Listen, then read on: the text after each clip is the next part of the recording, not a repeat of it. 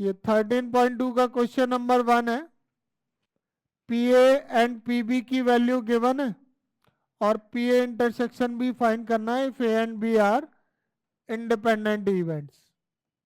तो जैसे कि क्वेश्चन में वैल्यू पी ए की 3/5, पी बी 1/5। अब पी ए इंटरसेक्शन बी का फॉर्मूला इसमें लिख देंगे, since A and B are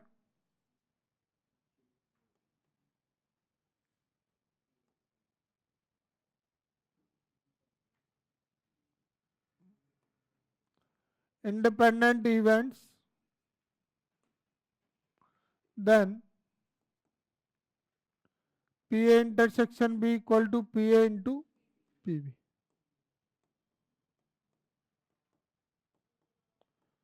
तो PA की वैल्यू 3/5 और PB की वैल्यू 1/5, तो इसका आंसर हो गया 3/25।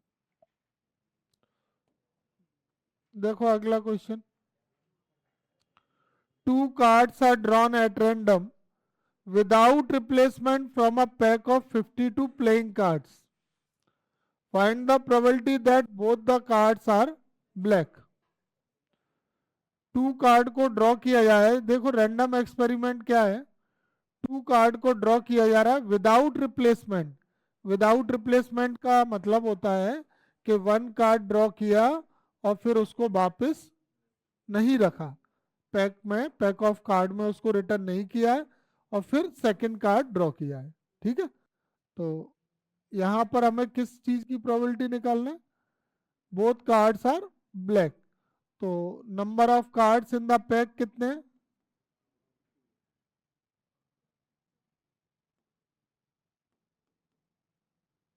52।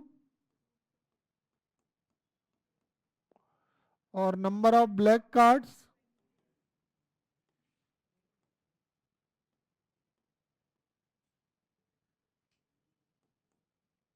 कितने हैं? 26। अब A1 हम ले लेते हैं। A1 क्या है? इवेंट है, first card is black card. और A2 हम ले लेते हैं, event second card is black card.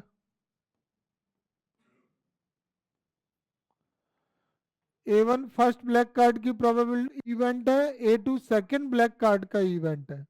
अब हमें प्रोबेबिलिटी किस चीज की निकालनी है? Both cards are black. Probability that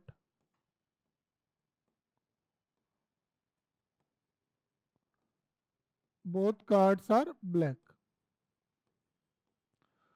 तो बोथ कार्ड्स आर ब्लैक की प्रोबेबिलिटी हो जाएगी A1 इंटरसेक्शन A2। और A1 इंटरसेक्शन A2 का जो फॉर्मूला लगेगा वो मल्टीप्लिकेशन थ्योरम ऑफ प्रोबेबिलिटी लगेगी यहाँ पे। मतलब A1 क्या है? ब्लैक कार्ड है, और फिर A2 ब्लैक कार्ड है जब A1 ड्रॉ हो चुका है। A1 ऑलरेडी ब्लैक है, मतलब फर्स्ट कार्ड ब्लैक है तो सेकंड भी ब्लैक कार्ड की प्रोबेबिलिटी ये होगी। A1 first card is black, A2 upon A1। Second card is black when it is given that first is black. तो ब्लैक कार्ड की प्रोबेबिलिटी क्या हो जाएगी? 26/52। अब इसमें से ब्लैक कार्ड निकल गया, तो ब्लैक कार्ड निकल गया तो अभी कितने बचे? 25 बचे। और टोटल कितने बचे? तो सेकंड वाला भी ब्लैक हो, इसकी प्रोबेबिलिटी क्या होगी? 25/, कितना समझ आया? 13 से ये 2 4।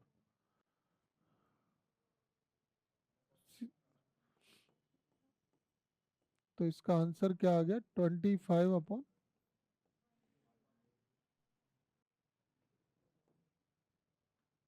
यहाँ पर लिख देंगे बाय मल्टीप्लिकेशन थ्योरम। .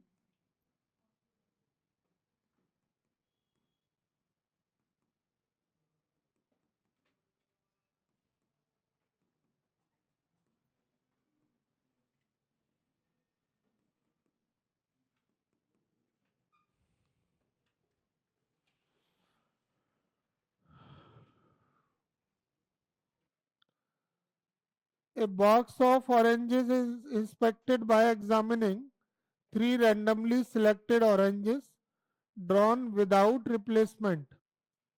क्या हो रहा है कि एक बॉक्स है और ऑरेंज का जो ऑरेंजेस से फोल्ड है, तो उसमें क्या करना है, हमको ये एग्जामिन करना है, थ्री रैंडमली सिलेक्ट ऑरेंज को चेक करके एग्जामिन करना है कि वो जो बॉक्स है वो सेल के लिए अप्रूव्ड है या नहीं। ठीक है, अगर वो तीनों ऑरेंज जो है वो गुड है, तीनों अच्छे हैं, ठीक है, तब तो उसको अप्रूव कर रहे हैं सेल के लिए, और अदरवाइज इट इज रिजेक्टेड। अगर थ्री ऑरेंजेस में से एक ऑरेंज भी खराब आता है तो उसको रिजेक्ट कर देते हैं, बॉक्स को सेल करने के लिए वो अप्रूव्ड नहीं है। ठीक है, अब इसमें एक चीज समझ लो यहाँ पे कि प्रोबेबिलिटी हमें किस चीज की निकालनी है। प्रोबेबिलिटी ये निकालनी है कि वो अप्रूव्ड हो रहा है सेल करने के लिए, और उस बॉक्स में 15 ऑरेंज है जिसमें से 12 are good and 3 are bad. Question समझ में आ रहा है? ऐसे समझ लो, एक बॉक्स है और उस बॉक्स में टोटल 15 ऑरेंजेस है, और इन 15 में से 12 ऑरेंज कैसे गुड है और 3 ऑरेंज कैसे बैड। अब होता क्या है, इसमें से 3 ऑरेंज सिलेक्ट कर लिए, तो जो 3 सिलेक्टेड ऑरेंज है, अगर वो तीनों के तीनों ऑरेंज गुड हैं तो वो अप्रूव कर रहे हैं उसको सेल करने के लिए, और अगर वो गुड नहीं है तो वो अप्रूव नहीं हो रहा है सेल करने के लिए। बात समझ में आ रही है? थ्री ऑरेंजेस में से अगर टू ऑरेंज भी गुड नहीं है, बैड है, वन ऑरेंज भी बैड है, तो उसको अप्रूव नहीं कर रहे हैं सेल के लिए। अब इस क्वेश्चन में हमें प्रोबेबिलिटी निकालनी है, फाइंड द प्रोबेबिलिटी कि वो बॉक्स जो है वो अप्रूव हो जाता है सेल के लिए। तो बॉक्स सेल के लिए अप्रूव कब होगा, जब वो जो थ्री ऑरेंज है ना जो सिलेक्ट किए हैं वो कहाँ से आ जाए, ये 12 ऑरेंज में से।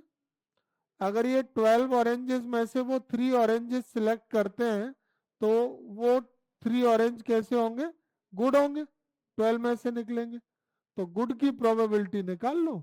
तो यही प्रोबेबिलिटी हो जाएगी इस बात की कि बॉक्स अप्रूव्ड हो जाता है किसके लिए, सेल के लिए। ठीक है, तो पहले तो हम लिख लेते हैं इसमें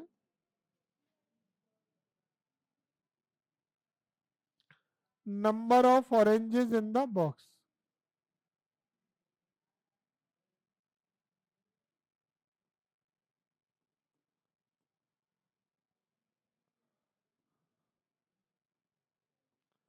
कितने? 15। इसमें से गुड ऑरेंजेस कितने?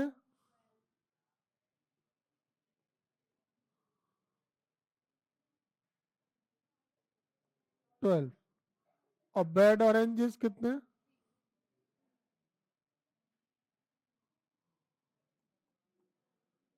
3।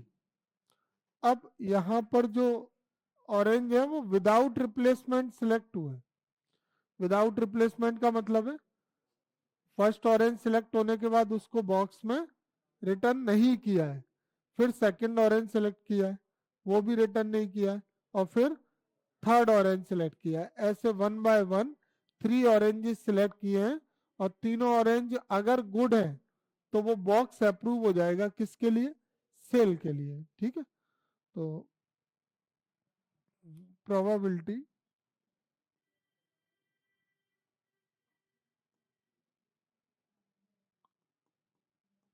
That box will be approved for cell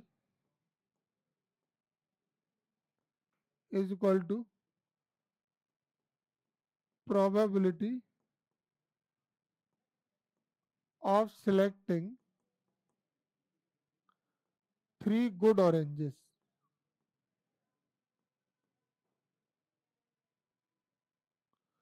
from the box.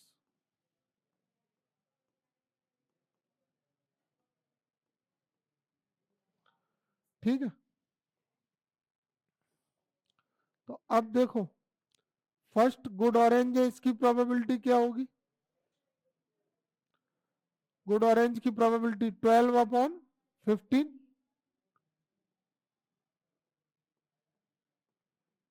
अब ये ऑरेंज निकाल के रख दिया, रिटर्न किया नहीं। अब सेकंड ऑरेंज निकाल रहे हैं, तो वो भी गुड होना चाहिए, तो गुड कितने रह गए?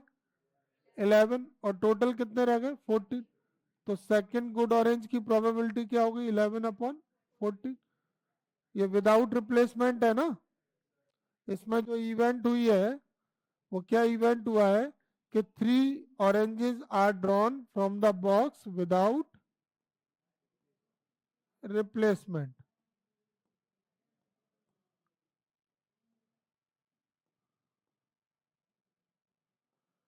ठीक है, तो ये 11/14, और अगला वाला एक और ऑरेंज निकाला है, वो भी गुड ऑरेंज होना चाहिए। तो गुड कितने रह गए अब? 10, और टोटल कितने रह गए? 13। तो इसकी क्या हो गई? 10/13। इसको सिंप्लीफाई कर ले,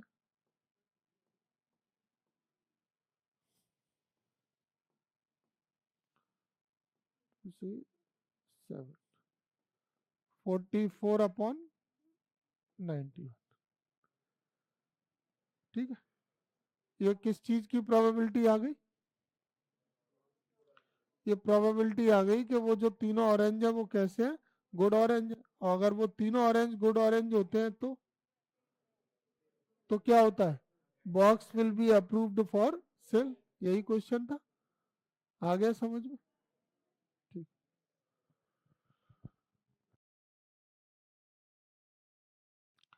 क्वेश्चन नंबर 4 है, अ fair coin and an unbiased die are tossed.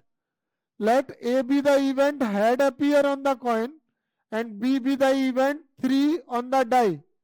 Check whether A and B are independent or not. एक कॉइन को और एक डाई को थ्रो किया गया है। अनबाइज्ड का मीन्स होता है कि वो डाई पर जो नंबर है ना 1 से लेकर 6 तक, उनके चांसेस इक्वल हैं सबके आने के। बाइस्ड वो होता है जो किसी एक नंबर का फेवर करे, कोई दो नंबर आने के चांसेस ज्यादा हो। जैसे 6 फेस है, और मान लीजिए 2 ऐसे फेस हैं जिन पे 3 लिखा हुआ है और 6 है ही नहीं, तो उस पर 3 आने के चांसेस बढ़ जाएंगे कि नहीं? तो ऐसे डाइस को कहते हैं बाइस्ड, जो किसी नंबर के फेवर में ज्यादा हो। और अनबाइस्ड का मतलब क्या है कि 1 से 6 तक सबके चांसेस इक्वल। समझ गए? अब कॉइन और डाई दोनों को लेके थ्रो किया, थ्रो करेंगे तो कॉइन भी गिरेगा और डाई भी गिरेगा।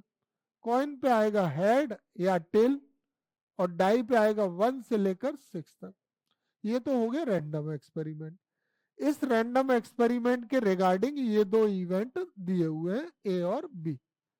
अब हमें ये चेक करना है कि ए और बी इंडिपेंडेंट है या नहीं।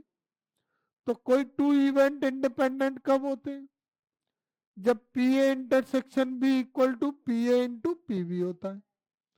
ये इंडिपेंडेंट की कंडीशन है, अगर ये फुलफिल हो गई तो इंडिपेंडेंट है, नहीं हुई तो नहीं है। तो अब हम इसका सॉल्यूशन करते हैं स्टार्ट। उसके लिए हमको सबसे पहले सैंपल स्पेस बनाना है, तो लिख लेंगे a fair coin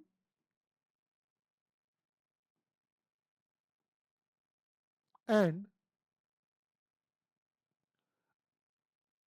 N unbiased die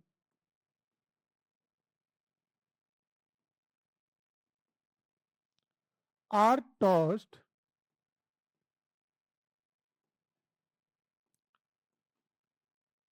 then sample space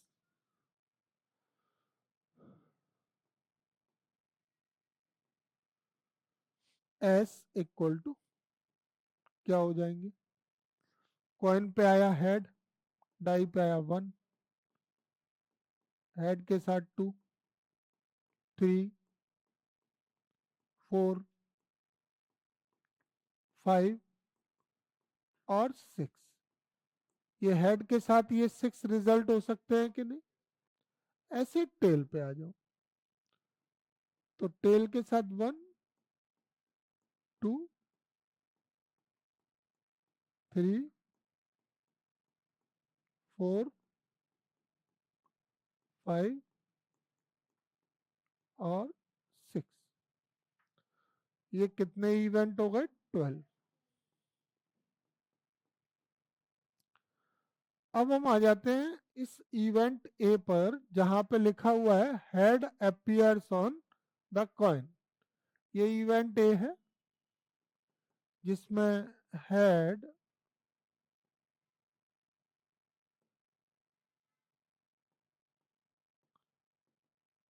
appears on the coin।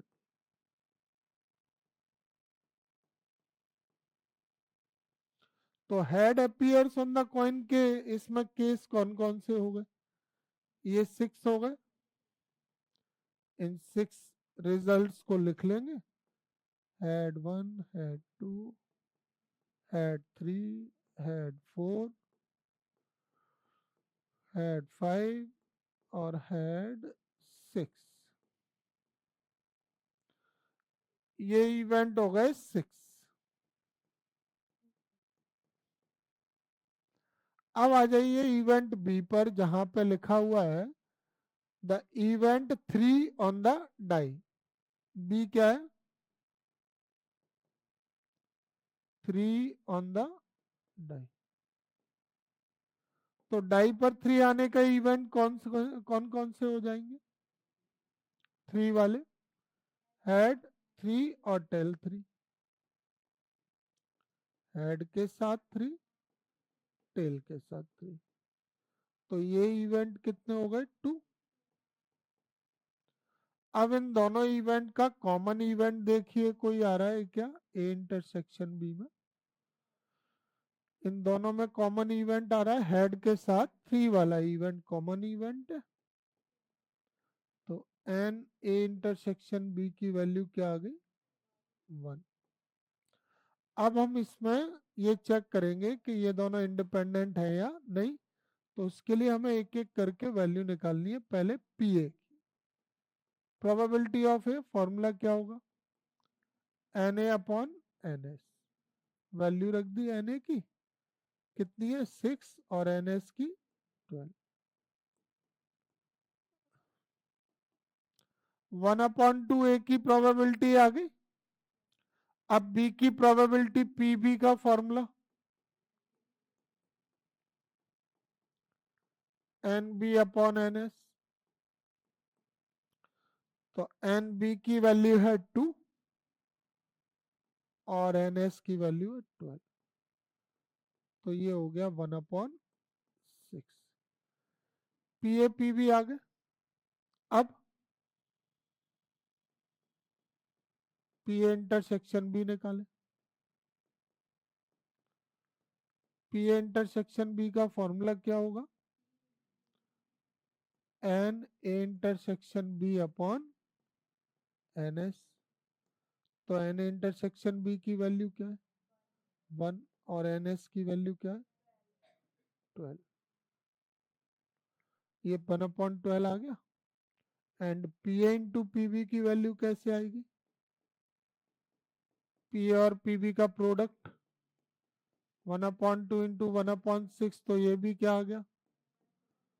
Therefore, what we can see here, P A intersection B equal to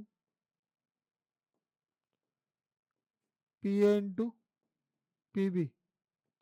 क्या प्रूफ होता है इससे?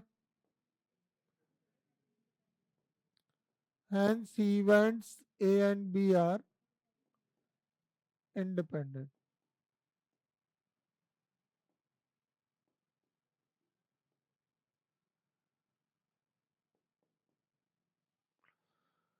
ये क्वेश्चन नंबर 4 आ गया समझ में। अगला पढ़िए क्वेश्चन नंबर 6। इसमें भी चेक करना है कि ये ए और बी इवेंट जो है इंडिपेंडेंट है या नहीं। क्वेश्चन पढ़ लें।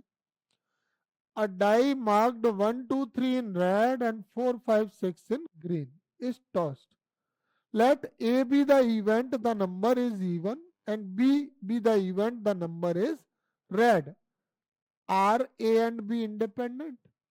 तो डाई पर मार्क किया गया है 1, 2 और 3 रेड कलर में और 4, 5, 6 ग्रीन कलर में.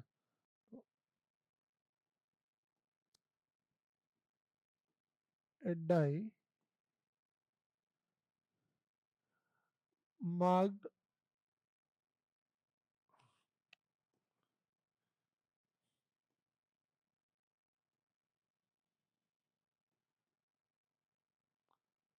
1, 2, 3 in red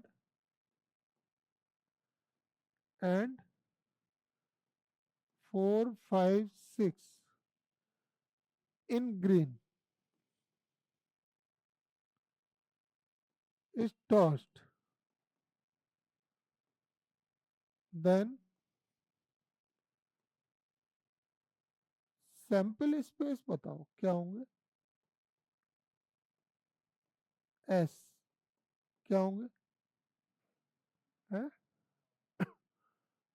1 रेड है ना, 1 के साथ red, 2 red, 3 red,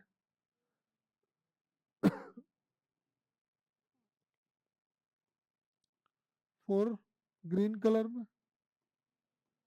5 green. Bracket नहीं भी लें तो कोई दिक्कत नहीं है, बिना ब्रैकेट के भी लिख सकते हो. 5 ग्रीन कलर और 6 ग्रीन कलर. ये वाले इवेंट होंगे, कलर हैं उनके अलग अलग. इवेंट टोटल कितने हैं ये 6 ही है. अब हम बात करते हैं कि नंबर इवन है. ये इवेंट ए है, द नंबर इज इवन.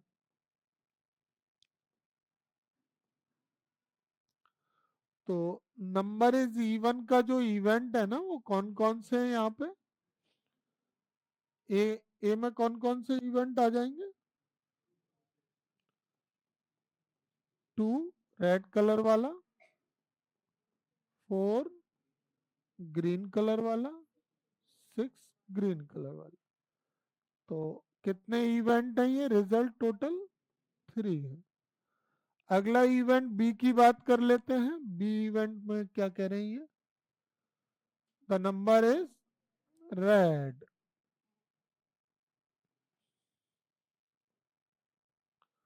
तो रेड वाले इवेंट कौन कौन से हैं. रेड वाले यही है ना, 1 रेड, 2 रेड, 3 रेड. ये रेड कलर वाला नंबर है.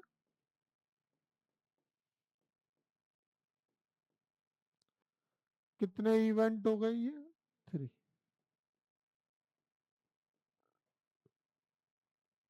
ठीक है.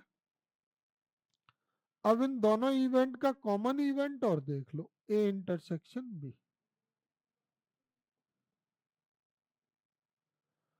तो इन दोनों का कॉमन इवेंट क्या है, 2 रेड कलर वाला. तो एन इंटरसेक्शन बी की वैल्यू क्या आ गई, 1. ठीक है. अब हम वैल्यू फाइंड करें पहले पी ए. तो पी ए का फॉर्मूला हो जाएगा N A upon N S. तो वैल्यू क्या आ गई इसकी, 3/6. पी ए की वैल्यू आ गई 1/2. और पी बी निकालें. पी बी का फॉर्मूला होगा N B upon N S. तो एन बी की वैल्यू क्या है, 3/6. ये भी क्या आ गया, 1/2. एंड पी ए इंटरसेक्शन भी, अब पहले P A into P B करके रख लेते हैं. तो 1/2 इंटू 1/2. तो ये क्या आ गया, 1/4. Now find the value of P A intersection B. तो ये N A intersection B upon N S. N A intersection B की वैल्यू क्या है, 1 है. और एन एस की वैल्यू कितनी है 6। तो क्या ये इक्वल आए? नहीं आए ना, तो क्या लिख देंगे, since P A intersection B not equal to P A into P B. So events A and B, A and B are not independent.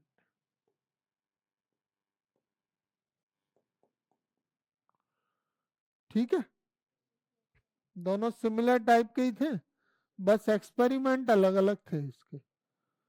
कोई डाउट है तो इसमें बताओ। नहीं है?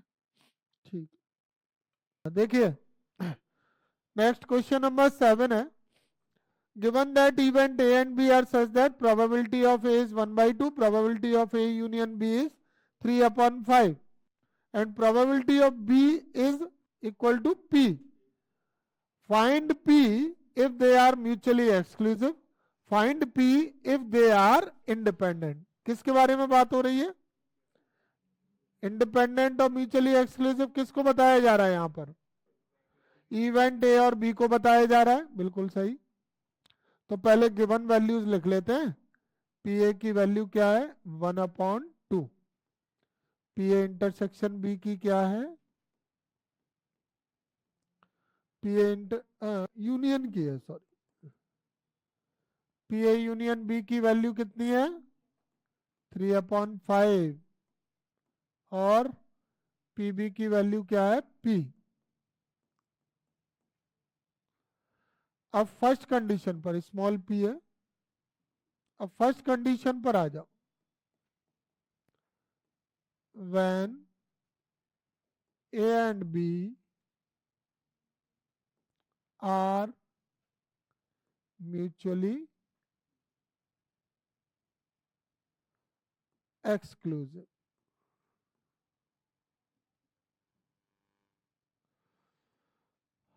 अगर म्यूचुअली एक्सक्लूसिव हैं, therefore P A union B का फॉर्मूला म्यूचुअली एक्सक्लूसिव इवेंट के लिए P A plus P B हो जाता है, क्योंकि पी ए इंटरसेक्शन बी की वैल्यू हो जाती है 0। If two event A and B are mutually exclusive, then PA union B equal to PA plus PB, क्योंकि उसमें कॉमन नहीं होता है म्यूचुअली एक्सक्लूसिव में, तो उसकी प्रोबेबिलिटी 0 हो जाती है। अब PA यूनियन B की वैल्यू क्या है? 3/5 और PA की वैल्यू है 1/2। PB हमको फाइंड करना है, ये स्मॉल p, इसको लेफ्ट साइड में ले आएंगे। एलसीएम ले लिया 10, 6 - 5, तो 1/10 equal to p, then the value of p is 1/10। Part 1 का आंसर आ गया, समझ में आ गया सबको। अब आते हैं सेकंड कंडीशन पे। सेकंड में क्या कहना है इनका? A and B are independent.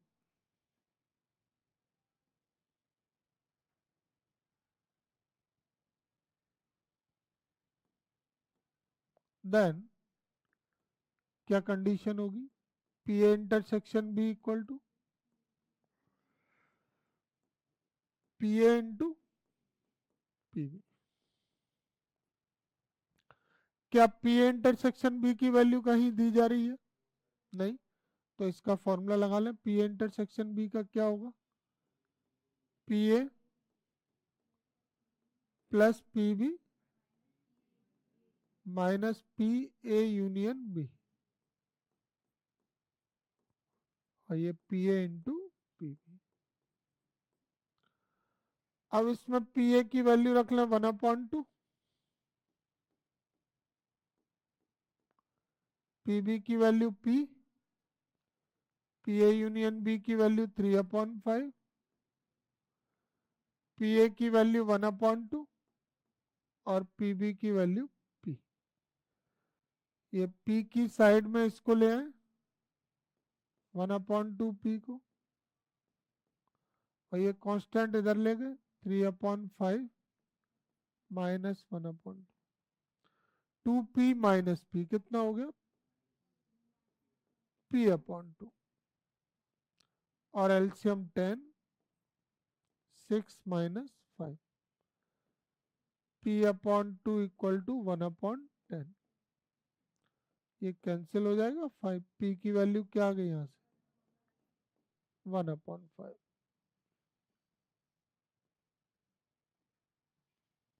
ठीक है, तो ये दोनों कंडीशंस में जब ये म्यूचुअली एक्सक्लूसिव है तब p की वैल्यू 1/10, जब ये इंडिपेंडेंट है तो p की वैल्यू 1/5।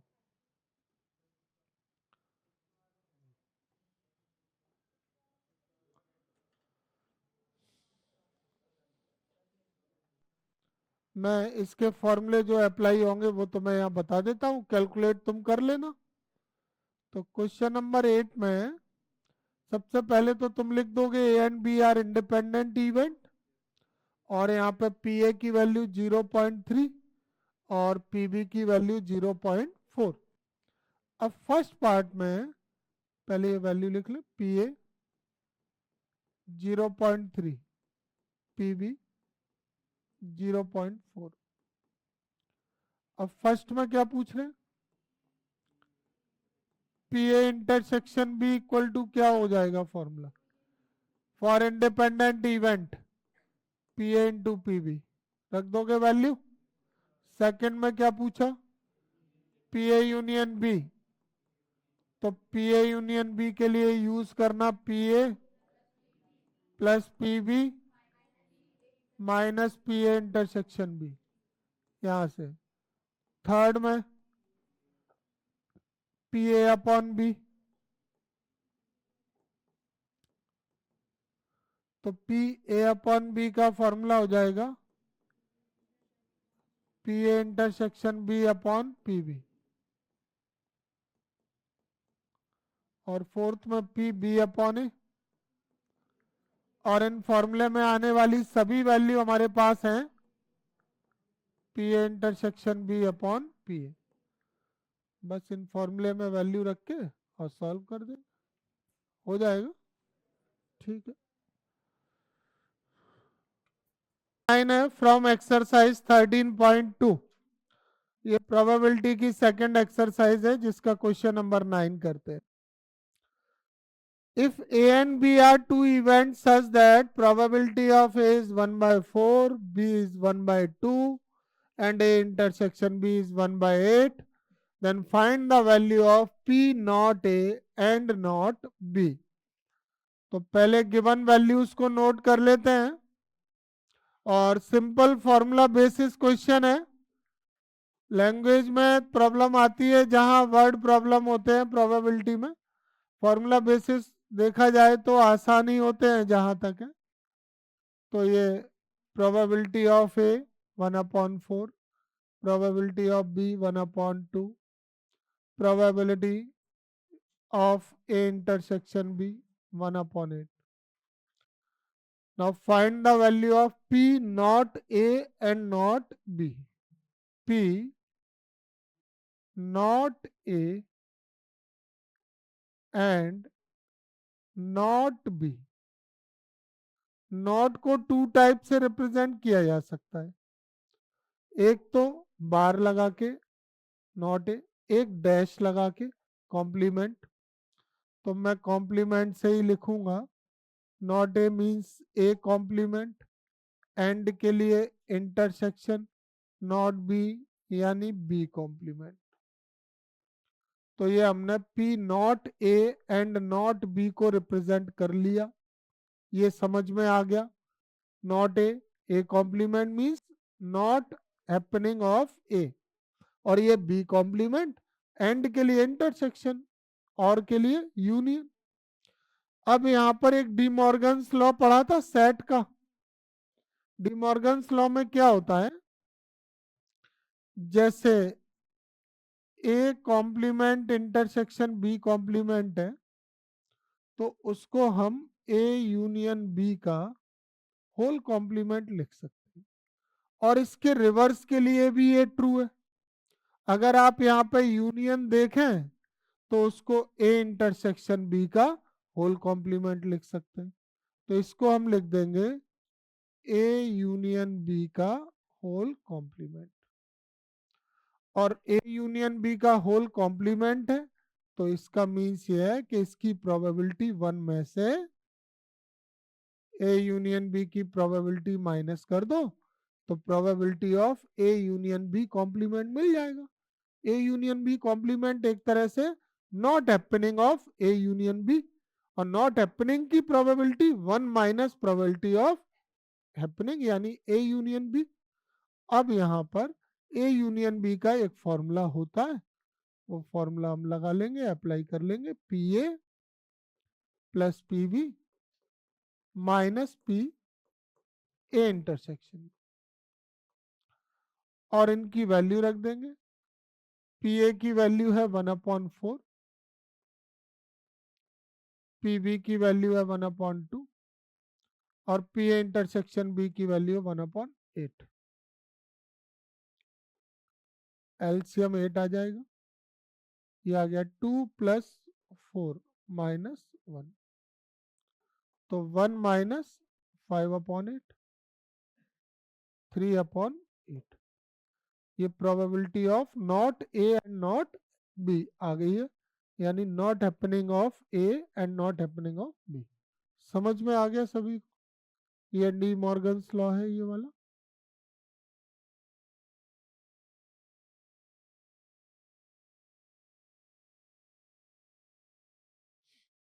नेक्स्ट, ये भी कुछ सिमिलर उसी टाइप का है, बस थोड़ा सा चेंज कर दिया। स्टेट करना है whether the A and B are independent और नॉट।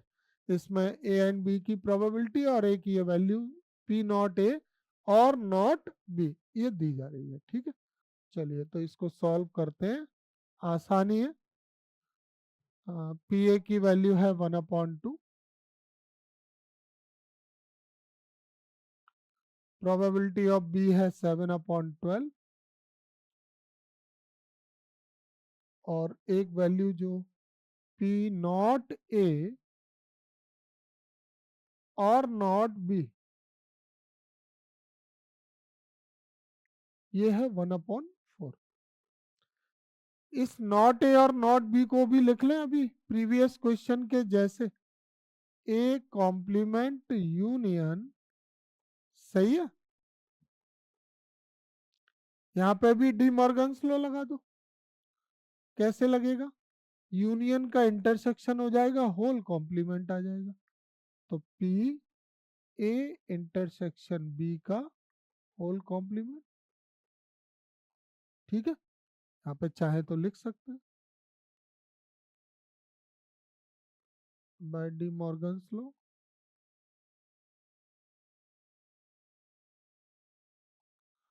लॉ क्या है? A complement union B complement equal to A intersection B का होल कॉम्प्लीमेंट। अब इस होल कॉम्प्लीमेंट को 1 minus P A intersection B लिखा जा सकता है क्या? Equal to 1/4, A intersection B का होल कॉम्प्लीमेंट है तो 1 minus probability of A intersection B. इसको लेफ्ट में ले आएंगे, 1/4 को इसको राइट में ले जाएंगे,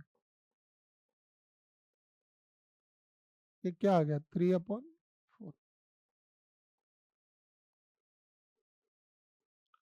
तो पी ए इंटरसेक्शन बी की वैल्यू आ गई 3/4।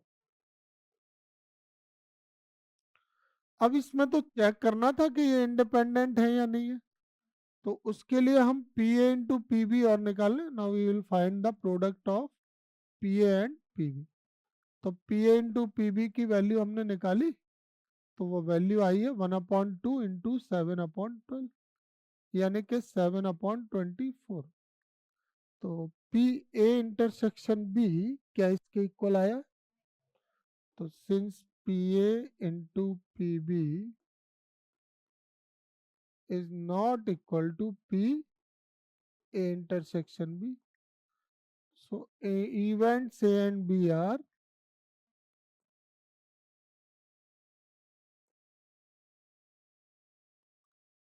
Not independent.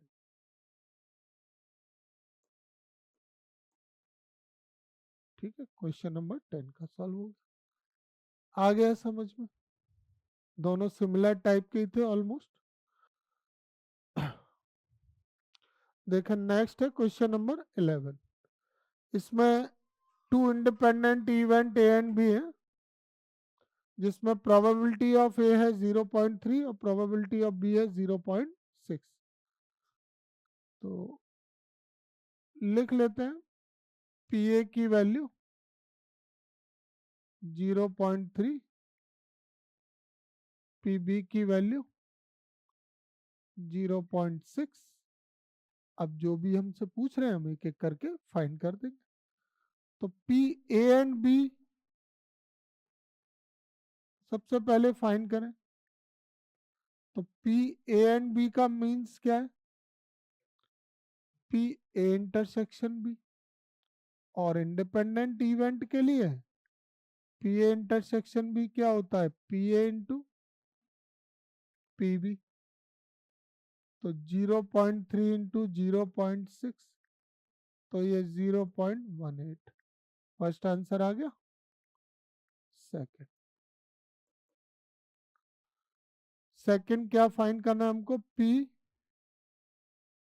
A and not B.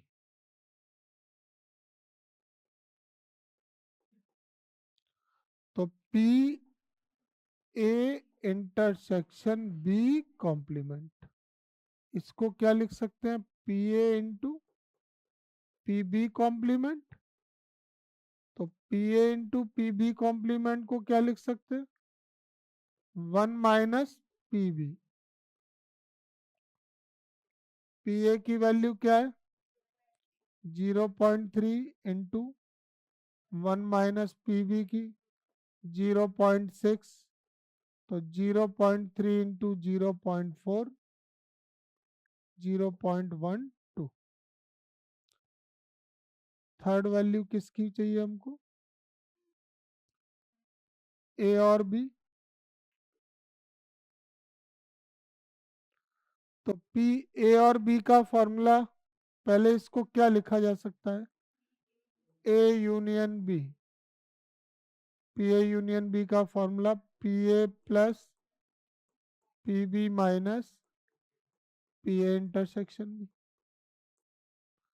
P A की वैल्यू 0.3, पी बी की, और पी ए इंटरसेक्शन बी 0.18।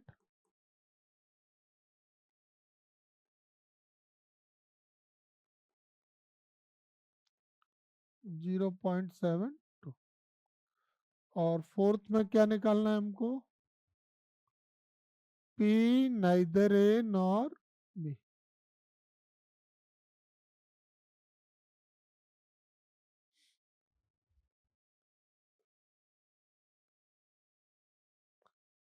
तो नाइदर ए नॉर बी कैसे आएगा?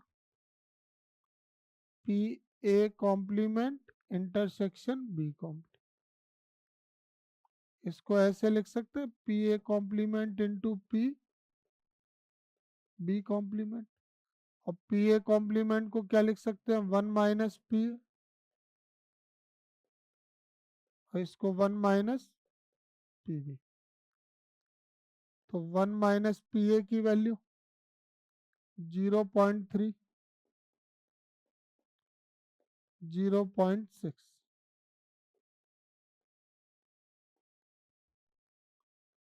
0.28। ठीक है, आ गया समझ में? नेक्स्ट है क्वेश्चन नंबर 12। क्वेश्चन नंबर 12 को रीड कर लें। A die is toss thrice, find the probability of getting an odd number at least once. तो एटलीस्ट वंस का मीन्स है वन टाइम ऑड नंबर आ जाए, या फिर 3 में से 2 टाइम ऑड नंबर आ जाए, या 3 में से 3 टाइम्स ऑड नंबर आ जाए। तो एटलीस्ट वंस की प्रोबेबिलिटी का फॉर्मूला होता है 1 माइनस प्रोबेबिलिटी ऑफ नॉट निकालें, तीनों थ्रो में not getting an odd number की प्रोबेबिलिटी निकालें, तो 1 माइनस प्रोबेबिलिटी ऑफ नॉट होगा, तो वो प्रोबेबिलिटी ऑफ एटलीस्ट वंस आ जाएगा। इसको ऐसे समझो, डाई को 3 टाइम थ्रो किया जा रहा है ना, तो ऑड नंबर के जो केस है ना, हो सकता है एक भी बार ऑड नंबर नहीं आए, 1 टाइम आ जाए, 2 टाइम आ जाए, या तो वो कह रहे हैं एटलीस्ट वंस, और इन सब की प्रोबेबिलिटी का जो सम है ना, वो क्या होगा, 1, प्रोबेबिलिटी का सम इनका सबका। अब एटलीस्ट वंस में तो ये तीनों इवेंट नहीं आएंगे क्या, एटलीस्ट वंस, एटलीस्ट वंस का मतलब है 1 टाइम ऑड नंबर, 2 टाइम भी, 3 टाइम। इसमें जरूर कहेंगे कि एटलीस्ट वंस नहीं है। तो अगर इसकी प्रोबेबिलिटी हम निकालना चाहते हैं, तो ये केस कितने हैं, 3, और ये केस कितना है, ओनली। तो अगर ये 1 वाला केस इधर जाके और 1 minus probability of 0 time odd number, 0 time odd number का मीन्स क्या है, not getting an odd number को 1 माइनस कर दो, तो प्रोबेबिलिटी ऑफ एटलीस्ट वंस की आ जाएगी। और ऐसा हम और भी केसेस में कर सकते हैं। कभी भी कोई एक्सपेरिमेंट रिपीट हो रहा है 2 बार, 3 बार, 4 बार, और एटलीस्ट वंस की प्रोबेबिलिटी पूछे, तो 1 माइनस प्रोबेबिलिटी ऑफ नॉट की निकालो और उसको 1 में से माइनस कर दो। आ गई बात समझ में। अब इसको करेंगे सॉल्व। तो उसके लिए पहले एक बात को यहाँ पे देखें कि डाइस को 3 टाइम टॉस किया है और प्रोबेबिलिटी ऑफ एटलीस्ट वंस निकालना है, तो ईच थ्रो में ऑड नंबर की प्रोबेबिलिटी क्या होगी। जैसे a die is tossed thrice,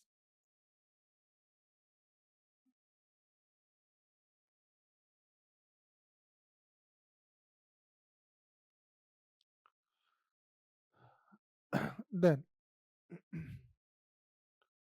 probability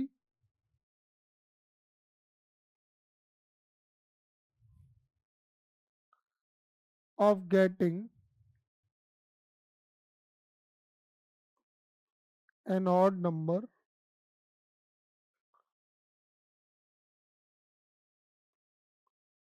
in a single throw, single throw में ऑड नंबर की प्रोबेबिलिटी पी ए क्या हो जाएगी, 1/2। ठीक है। अब हम निकालेंगे प्रोबेबिलिटी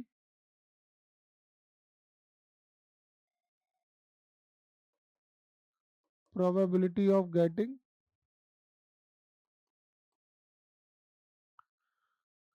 एन ऑड नंबर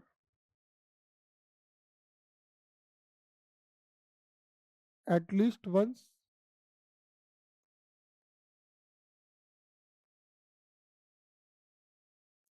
तो 1 minus probability of not getting an odd number इन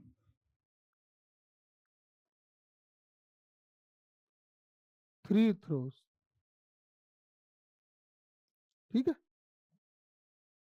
अगर 3 थ्रोज में एटलीस्ट वंस प्रोबेबिलिटी चाहिए, probability of getting an odd number at least once की निकालना है, तो 3 टाइम थ्रो किया है और एटलीस्ट वंस की प्रोबेबिलिटी निकालना है। तो जो मैंने तुम्हें समझाया कि एटलीस्ट वन में 1 ऑड नंबर, 2 ऑड नंबर और 3 ऑड नंबर भी आएंगे, उनको ना निकाल के हम प्रोबेबिलिटी निकालेंगे not getting odd number in 3 throw, तीनों में से एक भी बार ऑड नंबर नहीं आए, और तीनों में से एक भी बार ऑड नंबर नॉट की प्रोबेबिलिटी को 1 में से माइनस कर देंगे। तो not getting an odd number की प्रोबेबिलिटी क्या हो जाएगी, P not A, P not A, P not ए नहीं होगी। फर्स्ट थ्रो में ऑड नंबर नहीं आया, सिंगल थ्रो में ऑड नंबर की प्रोबेबिलिटी क्या है, पी है, तो नॉट की क्या होगी, पी नॉट है। तो फर्स्ट रो में ऑड नंबर नहीं आया, सेकंड में भी ऑड नंबर नहीं आया, और थर्ड में भी ऑड नंबर नहीं आया। तो पी नॉट ए की वैल्यू क्या आएगी यहाँ से? 1 - 1/2, 1 - 1/2, 1 - 1/2,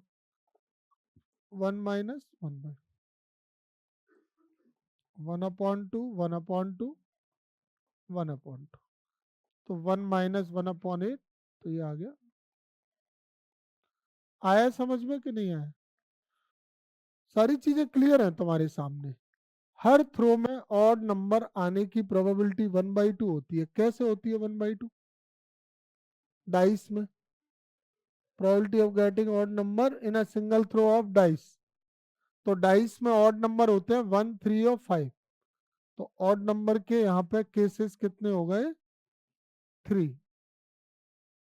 और टोटल रिजल्ट 6। तो ये सॉल्व होके क्या आएगा? 1/, ये getting an odd number in single throw. और नॉट गेटिंग तो पी नॉट ए, और पी नॉट ए के लिए 1 - करेंगे, और 3 बार थ्रो किया है तो P not A into P not A into P not A, और उसको 1 में से माइनस कर देंगे तो probability of getting on odd number at least 1। ठीक है।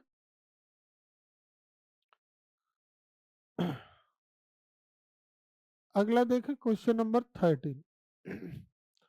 2 balls are drawn at random with replacement from a box containing 10 black and 8 red balls. Find the probability that both balls are red. First ball black, second red. One of them is black and other is red. तो ये independent event है कि नहीं है, ये बताओ पहले।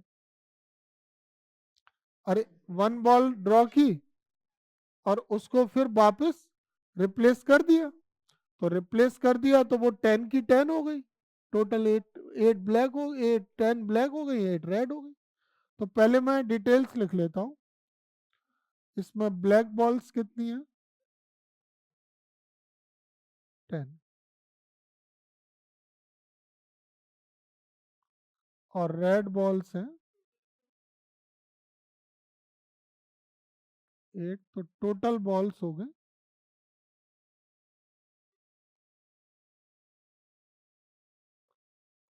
80। ठीक है। अब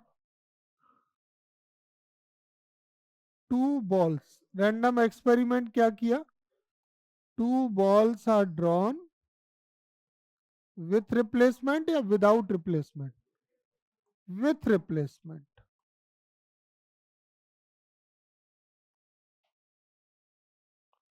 विथ रिप्लेसमेंट का मीन्स होता है 1 बॉल ड्रॉ की, उसका कलर देखा, फिर रख दी, फिर एक और निकाली, ऐसे 2 बॉल निकाली। तो विथ रिप्लेसमेंट में अगर हमें फर्स्ट में प्रोबेबिलिटी निकालना है किसकी? Both, probability that both balls are red. तो बोथ बॉल्स आर रेड की प्रोबेबिलिटी कैसे निकालेंगे? First is red, probability of red ball, है ना, और सेकंड भी ऑफ रेड। अब बताओ, कोई भी एक बॉल निकाले और रेड बॉल के फेवरेबल केस कितने होंगे? टोटल कितने होंगे? 80। अब वो बॉल निकाल के फिर रख दी, नहीं रखते तो 7 हो जाते और 17 हो जाते, पर रख दिए तो ये 8 के 8, 18 के 18, तो सेकंड भी रेड है तो 8/18,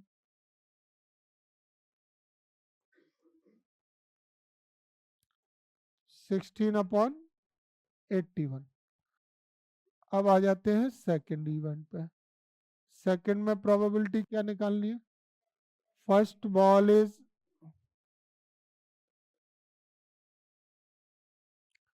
इज ब्लैक,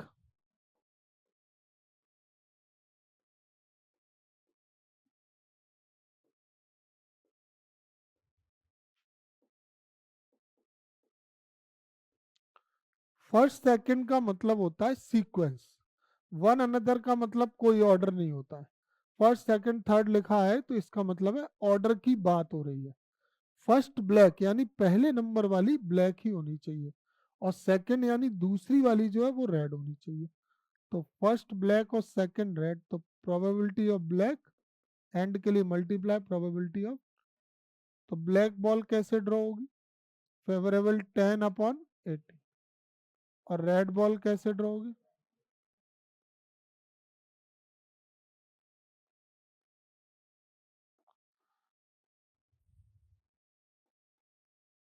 20/81। थर्ड केस पर आ जाइए, प्रोबेबिलिटी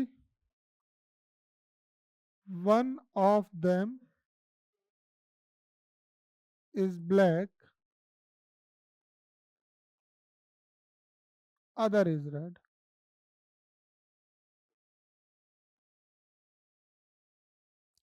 तो यहाँ पे तो वन अनदर हो गया ना, फर्स्ट सेकंड नहीं है। वन अनदर का मतलब है एक ब्लैक होनी चाहिए एक रेड।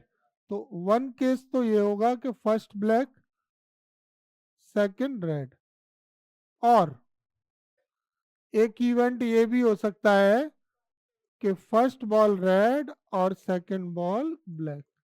आया समझ में ऐसा क्यों हुआ और इसमें क्यों नहीं हुआ? ये फर्स्ट और सेकंड सीक्वेंस फिक्स हो गया, यहाँ वन अनदर, तो इसमें नहीं। अब बताओ ब्लैक बॉल की प्रोबेबिलिटी क्या है और रेड बॉल की क्या है? अब यहाँ पे रेड बॉल 8/18 और ब्लैक बॉल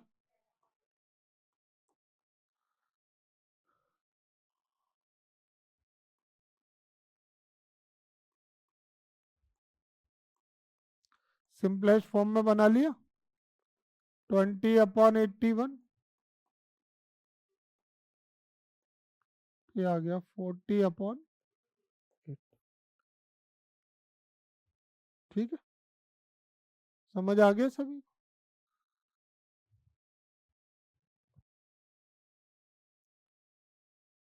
देखो क्वेश्चन नंबर 14 को रीड कर ले।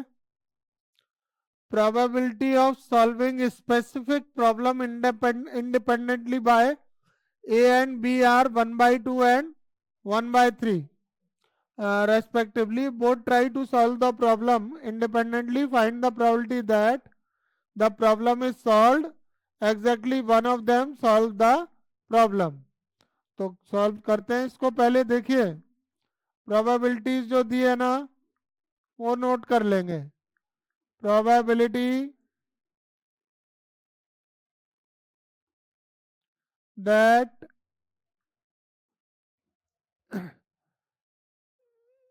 A solves the problem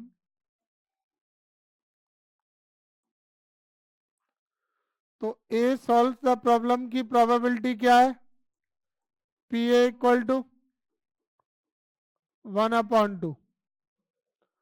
ऐसे ही probability that B solves the problem, तो B के प्रॉब्लम सॉल्व करने की प्रोबेबिलिटी PB क्या है? 1/3। और दोनों इंडिपेंडेंटली सॉल्व कर रहे हैं, इसका मतलब है ये इंडिपेंडेंट इवेंट है प्रॉब्लम सॉल्व करने वाली। तो अब फर्स्ट में इन्होंने क्या पूछा? Probability the problem is solved. अब आप बताइए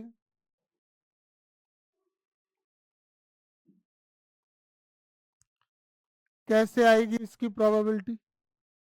तो प्रॉब्लम सॉल्व कब होगी? If A solve the problem, B not solve the problem, complement भी लगा सकते हैं, और A not solve the problem, B solve the problem, और both A and B solve the problem. ये थ्री केसेस में प्रॉब्लम सॉल्व होगी या नहीं होगी मुझे बताओ। ये इवेंट में भी केस वो प्रॉब्लम सॉल्व हो रहा है, इस इवेंट में भी, और दोनों करते हैं तब भी हम कहेंगे सॉल्व हुआ है। केवल एक ही ऐसा केस बनता है जब हम ये कहेंगे प्रॉब्लम सॉल्व नहीं हुई है, वो कब? A not solve the problem and B not, तभी वो सॉल्व नहीं होगा। तो इसकी वैल्यू कैसे आएगी? पी ए की 1/2, पी नॉट भी 1 - 1/3, 1 - 1/2, 1/3, और 1/2 इंटू 1/, तो ये आ गया 1/2 into 2/3, 1/2 into 1/3,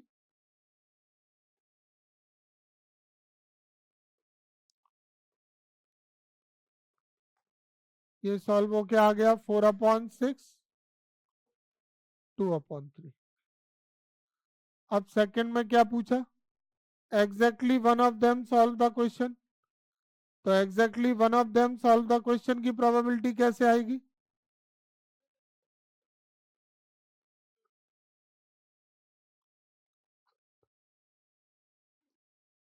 exactly one of them solve the problem.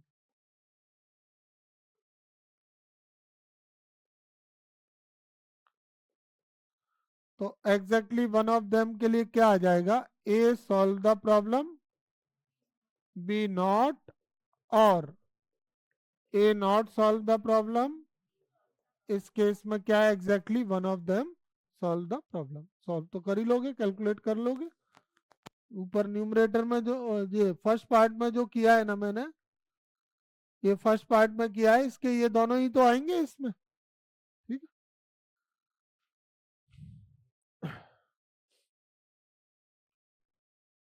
Exercise 13.2 का क्वेश्चन नंबर 15 रीड कर लो। One card is drawn at random from a well shuffled deck of 52 card। 52 deck of card या pack of card एक ही बात है, ताश की गड्डी है। और उसमें ये केसेस हैं कुछ, और हमें ये चेक करके बताना है कि इन केसेस में जो इवेंट ई और एफ है यहाँ पर वो इंडिपेंडेंट है या नहीं है। लिखा है ना, are the event C and F independent. तो हम चेक करेंगे। चेक करने के लिए एक फॉर्मूला होता है, अगर कोई भी टू इवेंट चेक करना हो कि वो इंडिपेंडेंट इवेंट है या नहीं है, तो फॉर्मूला क्या होगा, P E intersection F equal to P E into P F. तो इस फॉर्मूले से चेक करने से पहले हम इसमें इवेंट देख लें कौन कौन सी है। और रैंडम एक्सपेरिमेंट क्या किया गया, one card is drawn, one card is drawn from deck of 52 cards. अच्छा, एक बात यहाँ मैं बताना चाहूंगा तुमको, परम्यूटेशन एंड कॉम्बिनेशन का यूज कब यहाँ करते हैं और कब नहीं करते। अगर वन कार्ड ड्रॉ किया जा रहा है ना 52 में से, तो वो 52C1 होता है एनसीआर के फॉर्मूले से, और NC1 की वैल्यू n होती है, तो 52C1 52, इसलिए इसके नंबर ऑफ वे 52 हो जाते हैं वन कार्ड ड्रॉ करने के लिए। अगर मैं यहाँ पर देयर फॉर NS की वैल्यू लिखना चाहूँ तो वो यहाँ पर क्या हो जाएगी 52। लेकिन अगर more than one card draw करेंगे तो वहां पर फॉर्मूला कौन सा होगा, NCR ही लगाना है। जैसे वन कार्ड के लिए तो कार्ड कितने हैं 52, तो 52, किंग है 4 किंग है, एक निकाला है तो 4C1, 13 स्पेड है, एक कार्ड निकाला है तो 13C1, तो 13 ही, वही का वही क्वांटिटी आ गई। लेकिन अगर मोर देन वन कार्ड निकालेंगे ड्रॉ करेंगे तो वहां पर फॉर्मूला कौन सा यूज होगा, NCR। याद रखना, आगे क्वेश्चन आएगा इसका, ठीक है। अब आते हैं इवेंट पे। ये तो रैंडम एक्सपेरिमेंट मैंने लिख दिया। अब फर्स्ट में इवेंट क्या है, ई। ई क्या इवेंट है, द कार्ड ड्रॉन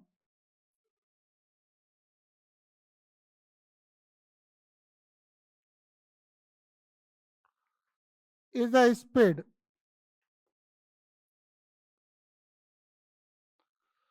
तो जो कार्ड स्पेड ड्रॉ किया है ना, वो कितने टाइप से ड्रॉ हो सकता है, कितने ऑप्शन है। स्पेड ड्रॉ करने के लिए कितने ऑप्शन है, कितने स्पेड है पैक ऑफ कार्ड में, 13। तो अगर वन स्पेड ड्रॉ करेंगे तो हमारे सामने कितने ऑप्शंस होंगे, 13।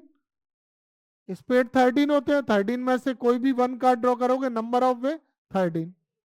दूसरा इवेंट एफ क्या है, the card drawn is an S.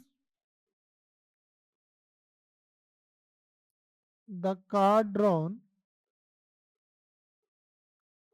Is an S. तो अगर एस ड्रॉ कर रहे हैं तो ये कितने एस होते हैं? 4। 4 एस होते हैं के। अब इन दोनों इवेंट में कोई कॉमन तो नहीं है ई और एफ में। E intersection F, E intersection F क्या होगा? द कार्ड ड्रॉन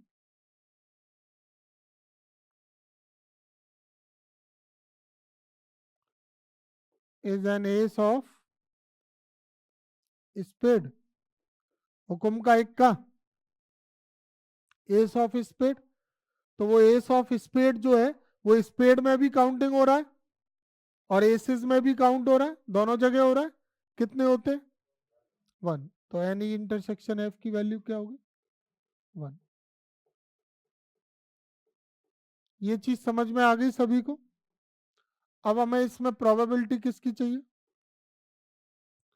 हाँ, अरे इंडिपेंडेंट चेक करना है ना, तो प्रोबेबिलिटी किस किस की निकालेंगे? पीई।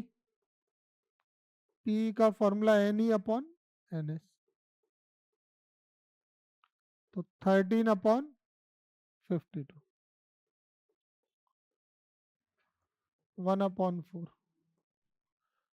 ऐसे ही पी एफ का formula N F upon N S. N F की वैल्यू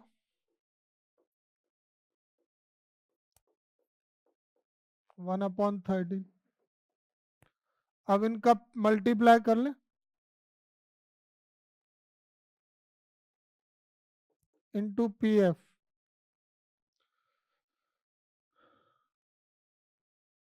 कितना आएगा? 1/4 इंटू 1/, कितना आ गया? 1/52। अब किसकी वैल्यू फाइंड करें? P E intersection F. तो पी ई इंटरसेक्शन एफ का formula N E intersection F upon N S. तो एन ई इंटरसेक्शन एफ की वैल्यू कितनी है? 1। और एन एस की वैल्यू क्या है? 52। अब हम यहाँ पे क्या देख सकते हैं? क्या ये इक्वल आए? Since P E intersection F equal to, ये वैल्यू किसकी है? P E into P F. So events E and F are independent.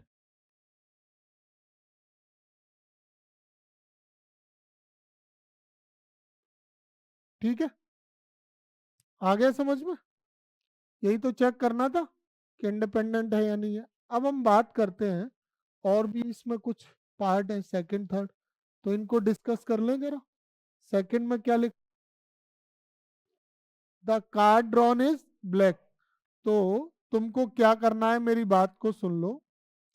ये मैंने पूरा करके दिखाया हुआ है प्रॉपर, बढ़िया। इवेंट टी लिख दोगे कि नहीं लिख पाओगे? The card drawn is a black लिख दोगे? तो यहाँ पे नंबर ऑफ एलिमेंट इन ई कितने हो जाएंगे? ब्लैक कार्ड कितने हो जाएंगे? 26। फिर इवेंट एफ को लिख दोगे या नहीं लिख पाओगे? एफ क्या है? The card drawn is a king. King draw करने के कितने टाइप हो जाएंगे? किंग कितने होते हैं? 4। अब ई इंटरसेक्शन एफ लिख लोगे? क्या लिखोगे? हैं? King of black colour. King of black colour. तो ब्लैक कलर के किंग कितने होते हैं पैक ऑफ कार्ड में? 2। तो इसका एनी इंटरसेक्शन एफ कितना हो जाएगा? 2। अब कर पाओगे क्या? एन एस तो वो लिखा ही हुआ है, पूरा यही पैटर्न फॉलो करना है, लैंग्वेज वहां से लिखनी है और सॉल्व करना है। अगर P E intersection F equal P E into P F आ जाता है तो इवन टी और एफ इंडिपेंडेंट है, नहीं आता है तो नहीं। Not independent. हो जाएगा। थर्ड वाले को भी डिस्कस कर लेते हैं, इसको वैसे ही देख लो। The card drawn is a king और क्वीन। कितने किंग और क्वीन होते हैं? 4 किंग, और लगाए तो +4 क्वीन, कितने हो जाएंगे? एन ई की वैल्यू 8 हो जाएगी। The card drawn is a queen और jack. Queen 4 jack 4 8। N F की वैल्यू 8। दोनों में कॉमन क्या है? The card drawn is a queen, तो एन ई इंटरसेक्शन एफ कितने? 4। आगे का काम तुम जानते ही हो पाएगा, सेकंड और थर्ड। ठीक है, चलिए क्वेश्चन नंबर 15 हो गया।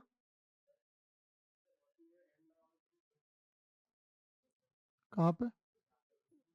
King and queen. जरा सोचो, कुछ बोलने से पहले सोचा करो। किंग भी है और क्वीन भी है।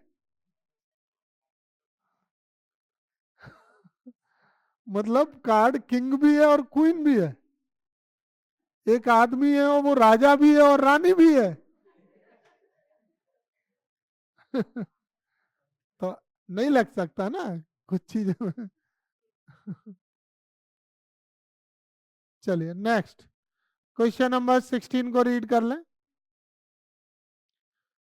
In a hostel, 60% of students read Hindi newspaper, 40% read English newspaper, 20% read both Hindi and English newspaper. ये तो अलग अलग वैल्यू हो गई।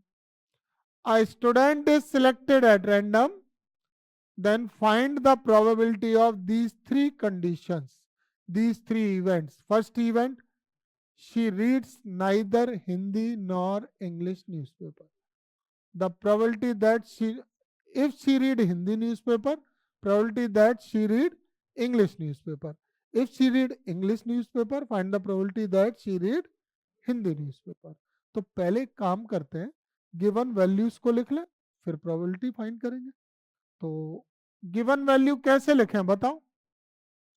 इवेंट या तो दो इवेंट है, एक इंग्लिश न्यूज़पेपर वाली और एक हिंदी वाली, या तो ई एफ ले लो या ए बी ले लो।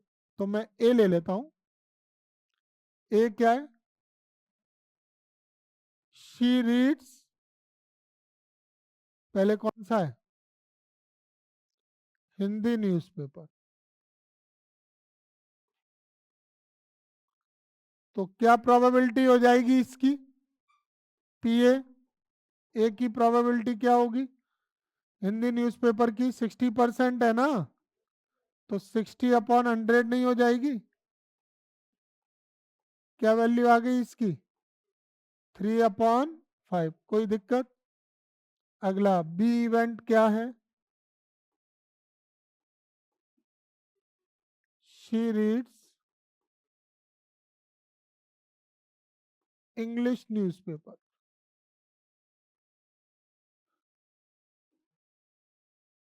तो इंग्लिश न्यूज़पेपर की प्रोबेबिलिटी क्या दे रहे हैं ये? 40%, यानी 40/100। ये भी आ गया सॉल्व होके। अब ए इंटरसेक्शन भी बोथ की भी दी है ना, तो बोथ तो ए इंटरसेक्शन भी हुआ ना।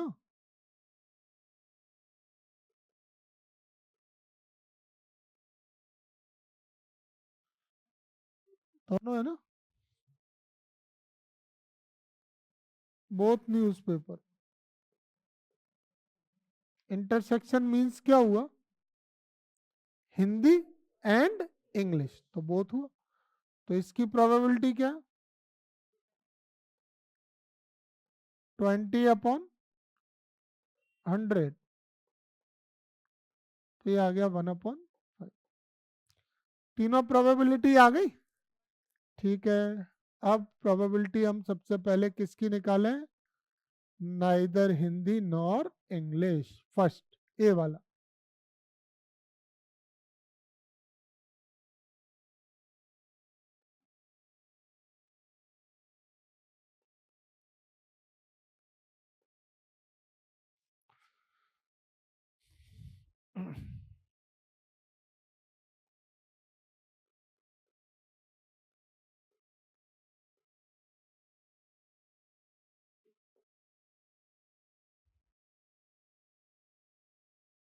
किससे रिप्रेजेंट होगा ये बता सकते हो? Neither Hindi nor English. P A complement intersection B complement, यही होगा ना? तो इसको पी ए यूनियन बी का कॉम्प्लीमेंट, तो इसको 1 - पी ए यूनियन बी। अब पी ए यूनियन बी का formula P A plus P B minus P A intersection. Value रख के कैलकुलेट कर देंगे क्या? अब बी वाले में बी की पूरी लैंग्वेज तुम लिखोगे, बढ़िया बढ़िया ऐसे लिख देना, ठीक है? कैसे लिखोगे? If she read in the newspaper, find हटा देना, then the probability that she read English newspaper. अब जरा इसको इवेंट में बोल के बताओ। इफ हिंदी न्यूज़पेपर वाली इवेंट क्या हो गई? A. If event A complete, then find the probability of event B. यही तो है इसका मतलब कि वो हिंदी न्यूज़पेपर पढ़ती है। प्रोबेबिलिटी किसकी फाइंड करनी है? इंग्लिश की। तो means we have to find the value of probability of B when event A has already occurred, and its formula will be PA intersection B upon PA। Value भी है हमारे पास, क्या value है? 1/5 और PA की 3। तो ये आ गया 1/3। ऐसे सी वाले में क्या करेंगे? जस्ट इसका रेसिप्रोकल है, इसमें क्या फाइंड करना है? A upon B. English newspaper वो रीड करती है, प्रोबेबिलिटी हिंदी की चाहिए। हिंदी की चाहिए means probability of A find करना है, B already occurred. Formula upon P B. तो value P A intersection B की 1/5 पी बी की, ये क्या आ गया 1/2। क्या तीनों पार्ट समझ में आए? ये कैलकुलेट कर देंगे अभी, ये वाले और ये कंप्लीट हो जाएगा ना? हाँ ठीक। देखिए क्वेश्चन नंबर 17 है, एक ऑब्जेक्टिव टाइप क्वेश्चन दिया हुआ है। The probability of obtaining an even prime number on each die when a pair of dice is rolled is. बताइए। इवन प्राइम नंबर, देखिए पहले जब 2 डाइस को थ्रो करते हैं तो टोटल नंबर ऑफ रिजल्ट्स जो होते हैं वो 36। अगर हम इवन प्राइम नंबर की बात करें कि एक कोई इवेंट है जिसमें even prime number on even prime number on both die, तो दोनों डाई पर इवन प्राइम नंबर का इवेंट कैसे आएगा? इवन प्राइम नंबर तो एक ही होता है, 2 2 दोनों डाई पर। तो इसके काउंट करने पर नंबर कितने हो गए? 1। तो इसकी प्रोबेबिलिटी क्या हो गई? N A upon N S, 1/36। आ गया समझ में? कोई डाउट किसी को? दोनों डाइस थ्रो किए गए, दोनों पर इवन प्राइम नंबर होता है 2। तो दोनों पर 2 आने का इवेंट कितने टाइप से होगा? एक टाइप से। Favourable case 1, total 36, probability 1/36। हाँ यहाँ पर देखिए क्वेश्चन नंबर 18 में लिखा है two event A and B will be independent if. बताइए इवेंट इंडिपेंडेंट कब होंगी? ए और बी म्यूचुअली एक्सक्लूसिव है तब इंडिपेंडेंट होंगी? ऐसा कोई जरूरी नहीं है, जो म्यूचुअली एक्सक्लूसिव नहीं होती है वो भी इंडिपेंडेंट हो जाती है। बी वाली प्रॉपर्टी चेक करें तो P A complement into B complement equal to क्या होगा? 1 - पी ए और 1 - पी बी। क्या ये सही है? तो 1 - पी ए कॉम्प्लीमेंट ही तो होता है, और 1 - P B P B complement. और ये एक तरह से देखा जाए तो इंडिपेंडेंट इवेंट की तो कंडीशन है। जैसे मैं इसको ऐसे लिख सकता हूँ, A intersection A complement intersection B complement equal to P A complement into P. तो ये इंडिपेंडेंट इवेंट वाली कंडीशन आ गई, P A intersection B equal to P A into P B. तो इसलिए इसका कौन सा आंसर सही होना चाहिए, बी वाला। ठीक है, आ गया समझ में? हो गया ये, बी ऑप्शन इज करेक्ट। तो ये एक्सरसाइज 13.2 कंप्लीट हो गई तुम्हारी। इसके सारे क्वेश्चंस मैंने सॉल्व करा दिए। ये ज़्यादातर इंडिपेंडेंट इवेंट पर बेस्ड क्वेश्चन थे। ठीक है।